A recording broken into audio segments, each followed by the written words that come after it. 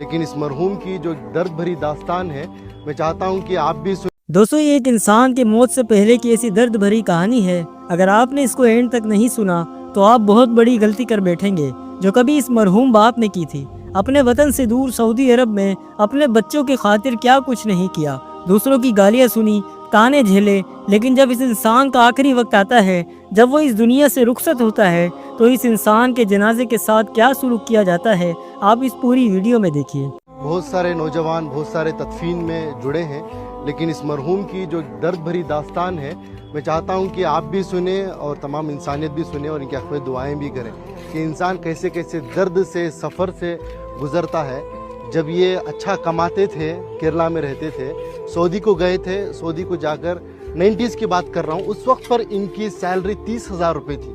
30,000 روپے کما کر اپنے بیوی بچوں کو انڈیا دے کر بھیجتے تھے، بچوں کو قابل بھی بنایا۔ ہم تو بار بار سنتے ہیں کہ ماں بچے کو پیٹ میں 9 مہینے پالتی ہے، لیکن باپ ذہن میں زندگی بھر پالتا ہے، اپنے اولاد کے لیے کچھ بھی قربانی دے دیتا ہے۔ لیکن جب باپ کے پاس پیسہ آیا، یعنی اس مرحوم کے پاس، شمس الدین صاحب کے پاس، تو انہوں نے بیوی بچوں کو سعودی کو بلا لیا۔ سعودی کو جب بلا لیا تو ان کو بھی، یعنی ان کے وائف کو بھی جاب پہ لگایا گیا۔ وہ جاب کرنا چاہتی تھی شاید، تو جاب کو ان کو لگایا گیا، تو ان کی سیلری ہو گئی 60,000، ان کی سیلری تھی 30,000۔ پھر کچھ ہی دن گزرے، ان کے پاس کچھ پیسہ آیا، ان کی بیوی کے پاس، ان کو اپنی زندگی سے دور کر دیا۔ یہ ایک دن تھا، یہ اپنی بیٹی سے ملنے کے لیے، اپنے اولاد سے ملنے کے لیے سعودی میں ہی، جو ان کی بیوی الگ فلیٹ لے کر رہتی تھی، وہاں پر جاتے ہیں۔ باپ اپنی بیٹی کی محبت میں انٹری لیتا ہے، جاتا ہے، بیٹی دروازہ کھولتی ہے، بیٹی باپ کو دیکھتی ہے، جیسے ہی باپ کو دیکھتی ہے ایک دم سے دروازے کو موچ دیتی ہے۔ ایک تماچے کی طرح اس مرحوم کے چہرے پر پڑا۔ یہ میں نہیں کہہ رہا ہوں، یہ ان کی خود کی زبانی ہے، مرنے سے پہلے کچھ دن پہلے انہوں نے اس واقعے کو بتایا ہے۔ اس کے گواہ ہمارے عنایت صاحب ہے، کہاں ہے؟ ہاں یہ ہے۔ یہ بتا یہ رہے ہیں کہ سعودی سے دل دکھنے کے بعد، درد ملنے کے بعد بنگلور کے ایک ٹاپ ایریا میں ایک بلڈنگ میں ایک مینیجر کے طور پر کام کرتے تھے۔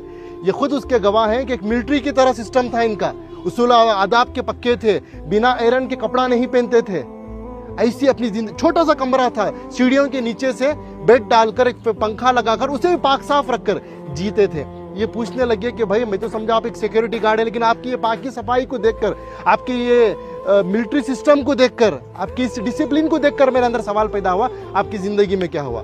تو انہوں نے یہ اپنی داستان سنائی، یہ درد بتایا۔ تو بس میں انسانیت سے یہی بات کہنا چاہتا ہوں کہ دولت تو کمانا ہے، وہ مقدر کی ملے گی، لیکن اپنے رشتوں کو بنائیں، پہلے اپنے بچوں کو، اپنی اولاد کو مسلمان بنائیں، انسان بنائیں۔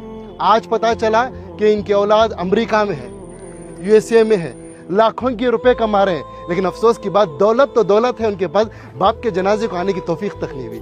یہ اللہ کا کرم ہے کہ اللہ نے مجھے اور آپ کو چنا ہے، میں اور آپ آئے نہیں یہاں پر، اللہ ہمیں بھیجا ہے، اللہ نے ہمیں یہ توفیق دی ہے، تب جا کر اس قبرستان میں آئے ہیں، اس مرحوم کے جنازے میں شرکت کر رہے ہیں۔ اس مرحوم کی نصیب دیکھیے، آج مسجد میں نماز کے جنازہ ادا ہوئی۔ انعام بھائی، بڑا مجمع تھا، مسجد کے امام صاحب، ایک عالم دین نے ان کا جنازے کی نماز پڑھائی، اور تمام اللہ کے نیک بندے مل کر آ کر آج تدفین کے لیے۔ دوستو یہ پورا ویڈیو آپ نے دیکھا، اس انسان کی کیا ہی درد بھری کہانی تھی، سن کر آنکھیں اکشبار ہو گئی۔